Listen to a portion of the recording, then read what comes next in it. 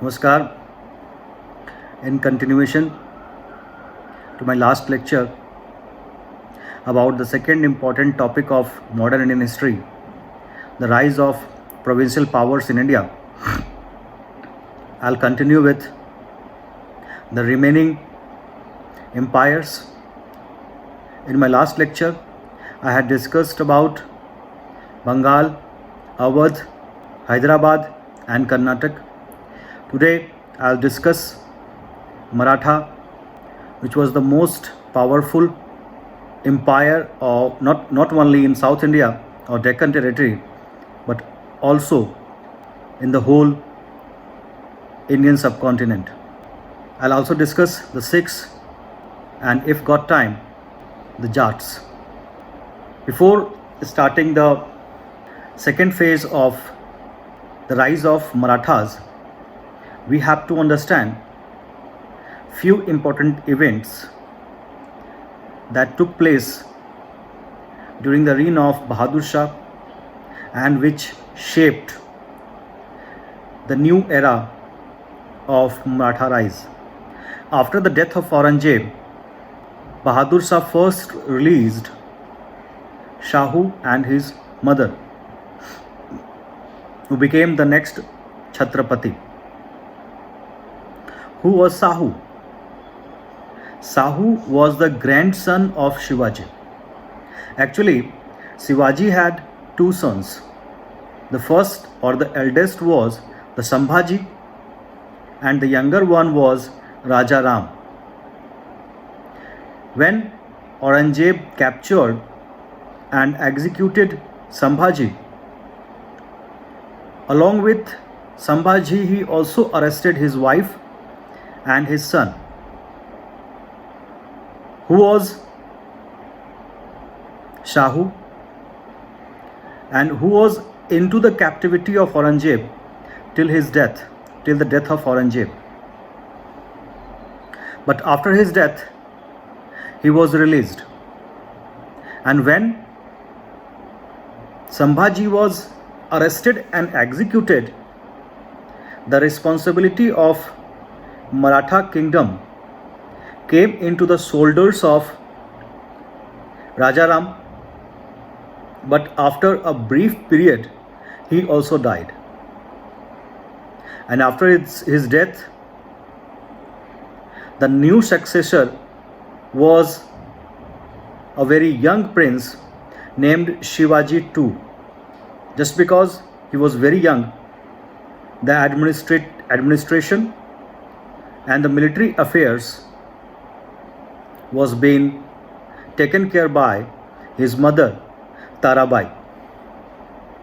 So we have three important personalities at the time of the release of Shahu.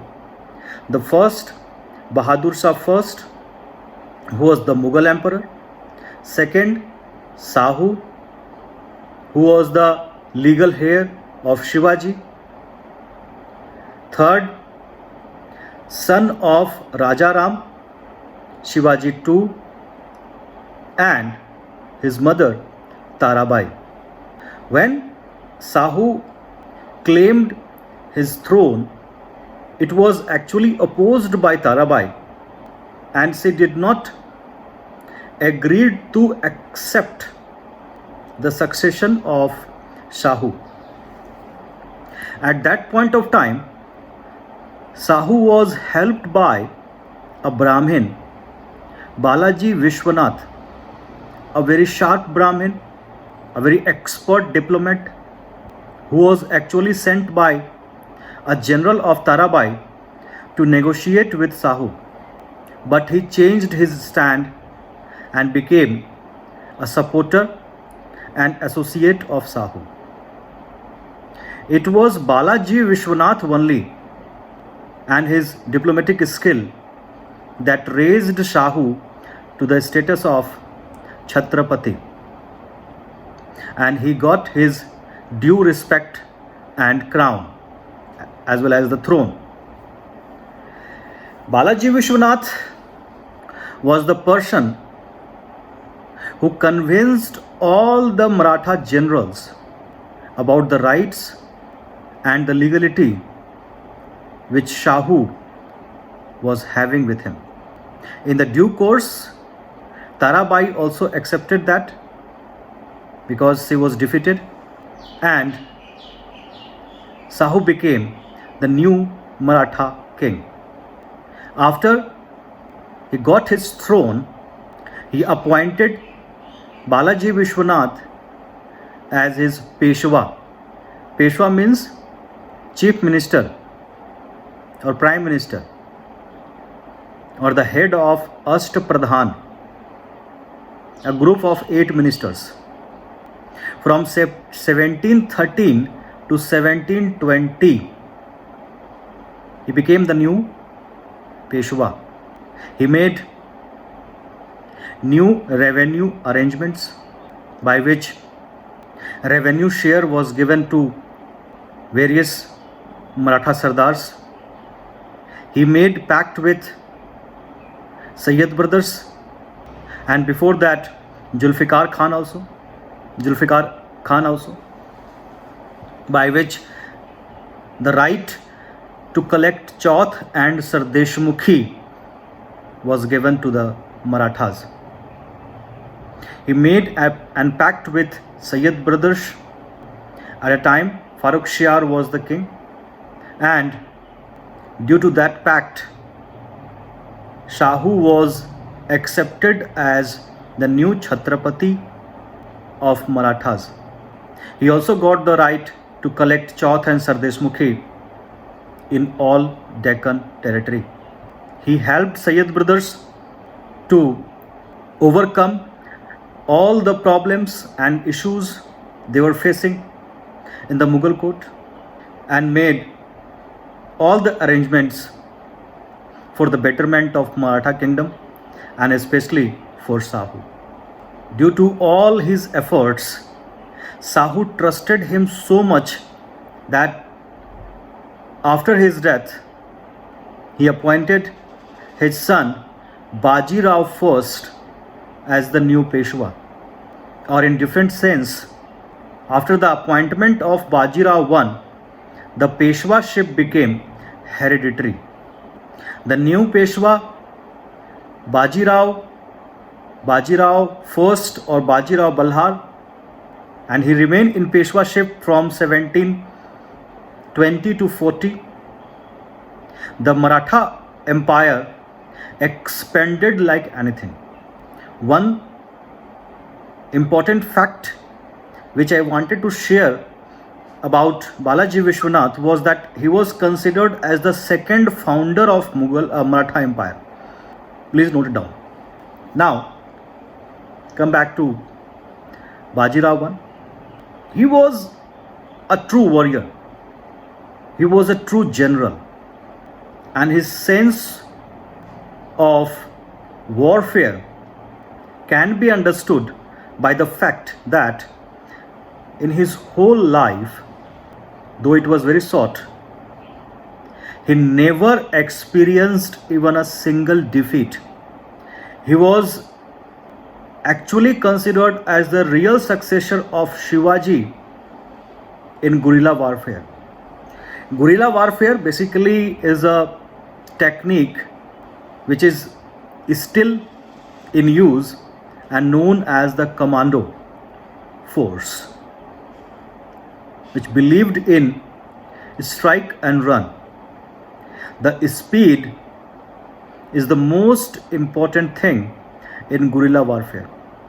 Baji Rao I defeated 3 times the Nizam of Hyderabad, the Nawab of Mysore, Hyder Ali, even the power which is considered as the supreme authority in naval warfare, Portuguese, was defeated by Baji Rao I. 2. He captured Salcete from the Portuguese. Even in a very interesting incident, with a bare minimum of 500 horsemen, he also captured Delhi. He stayed there for 3 days and left. He was such a person that he even advised Shahu to strike not only in the branches of Mughal Empire, but in the stem, but in the root, so that they can take the place of Mughals. Though it never became a reality, but Bajirao I was having that capability to conquer the whole Indian territory. During his reign, the various Maratha families rise into prominence, though they seem the actual zenith point during the reign of his successor Balaji Bajirao, but they came into existence during Bajirao's Peshwaship. Sindhias, Bhosle, Gaikwad and Holkar, meaning by, apart from the Peshwa house, there were 4 other prominent Maratha families were there. He died in the year 1740 because of high fever. It was a natural death, and after his death, his eldest son Balaji Bajirao became the new Peshwa. And we will also come to know about his second son Raghunath Rao in the second phase, where we will discuss the Anglo-Maratha War. But right now he is not important. Right now we will discuss only the Peshwaship. Balaji Bajirao became the new Peshwa. One very important fact you need to understand here is that during the Peshwaship of Bajirao, Shahu also died. As he did not have any son, the real power of royalty also came into the hands of Peshwas. Or Peshwas, in actual sense, became the new rulers, because there were no ruler, only the Peshwa. So after the death of Shahu, in practical sense, Peshwa became the new ruler of Marathas, and they were accepted as the ruler by the Maratha Sardars as well. And Pune became the center of all the administrative and military as well as the financial affair of Maratha kingdom. Now, Balaji Bajirao, and the tenure of his Peshwaship was 1740 to 61. 61, Third Battle of Panipat, a battle that changes the course of Indian history, and especially the history of Marathas, was fought during his reign. Balaji Bajirao was not considered as a very capable general or military leader, though he had a very good sense of finance. But during his Peshwaship, Peshwa was expected to be a good leader in the war front, and the decisions taken by him was not actually going to get any types of benefit in the future course. Balaji Bajirao taken the Maratha fortune into a new level. It was the zenith point of Maratha expansion. If we talk about the territorial expansion and the collection of revenue, which includes Chauth and Sardeshmukhi as well. That was the time when Britishers also trying to establish themselves in the political sphere so that they can get the maximum commercial benefits. That point of time when Mughals were not in a position to safeguard themselves from either external invasion or internal revolts or conspiracies.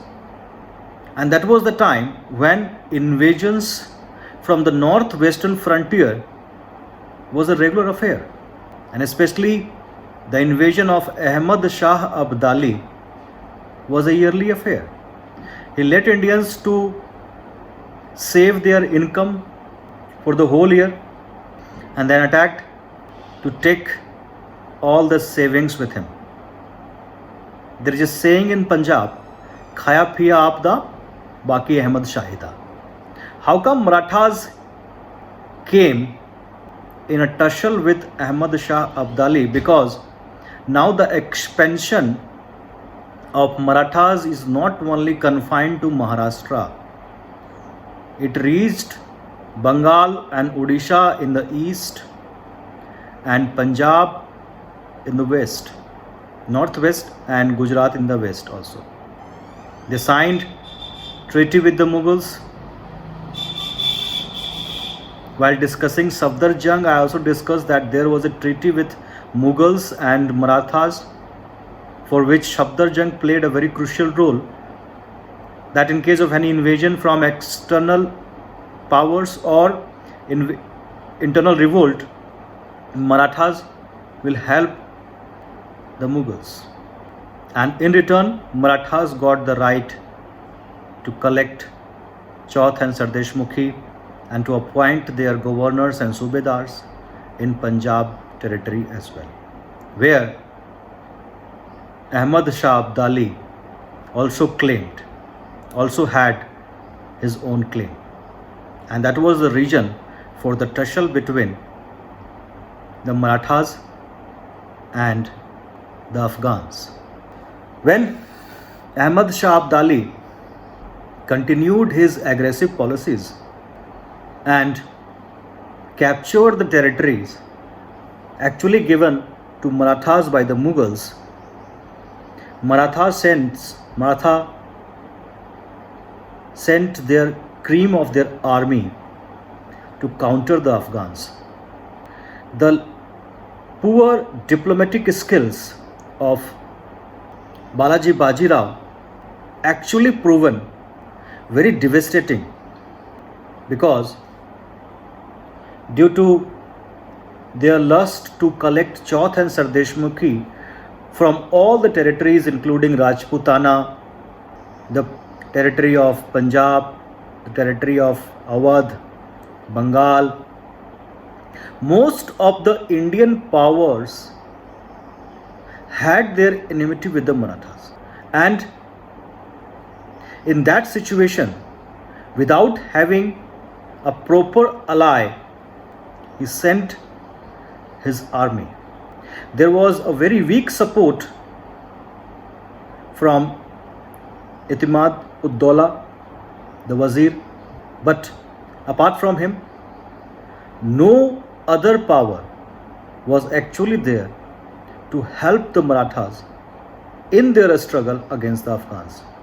When the Maratha army reached Punjab or Panipat, they were actually surrounded by their enemies, either it was Indian or the foreign invader.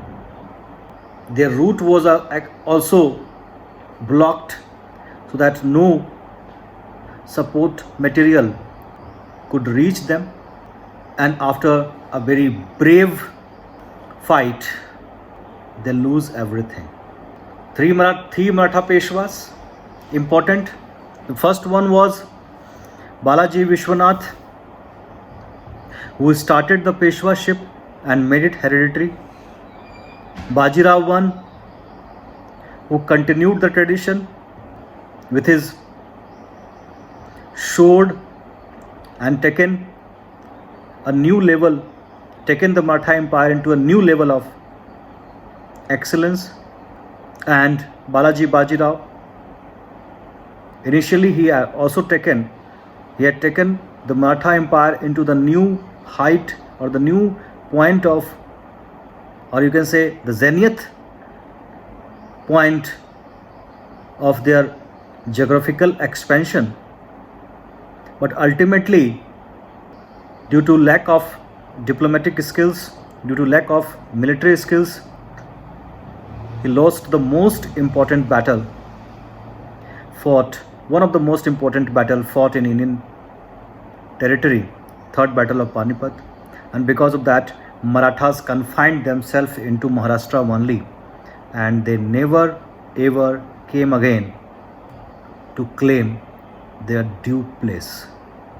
Though Madhavrao, the next Peshwa, defeated all the Indian powers, those who supported Ahmad Shah Abdali in the Third Battle of Panipat, and tried to get the same respect and position for the Marathas. But he never lived for a very longer period, and his Peshwaship only ended in 11 years. And after his death, a new struggle for the position of Peshwaship started, in which Raghunath Rao played a very important role. And due to all these conspiracies, Marathas lost their shine and valor and indulged into petty politics. They disintegrated, their unity ended, and ultimately they fall in the conspiracies of British East India Company. Now, the next power is the Sikhs. In my earlier lecture, while discussing the later Mughals, I discussed about the arrest and execution of Banda Singh Bahadur. And after his death, I also told you that there was a clear-cut instruction from the Mughal court that Sikhs should not be spared in Punjab, and they were not allowed to reorganize themselves, and they were mercilessly executed. Due to all these executions, they shifted their base to the hilly terrains, but slowly and gradually, when Mughals lost their sign and power, they again organized themselves in 12 missals. What exactly is missal? Missal means a group of warriors. They know it very well that without their unity, they could not face even the declining power of Mughals or the various invasions that used to take place from the northwestern frontier. They organized themselves into various missals, and the largest missile was Bhangi missile, from which 3 royal kingdom of Punjab came into existence: the Patiala, Nabha and Jind. And from one of the missile named Sukar Chakia missile, a new leader came into existence known as Maharaja Ranjit Singh, who later on organized and defeated all other missiles and kingdoms and became the first Maharaja of Punjab territory, Maharaja Ranjit Singh. During his young age, due to smallpox, he loses one of his eyes, but never loses the capability to see the future. He was a very capable ruler who organized his state in a pattern of a welfare state. He organized his army according to the European patterns, and his army was actually considered as the second most powerful army after the Britishers. He was very tolerant towards the other religions and appointed all his officers not because of their religious beliefs but because of their talents. Maharaja Ranjit Singh made an agreement with the Britishers that is known as the Treaty of Amritsar, in 1809 I think, by which he promised never to cross Satluj. Actually, that treaty was made to help the British allies, the Patiala, Nabha state and the state of Jind. The next power which came into prominence was the power of Jats. Jats, an agricultural community which used to live in Rajasthan, Delhi, Western UP, Haryana. They were the non-elite people, very hardworking. They were organized as an state by Maharaja Badan Singh.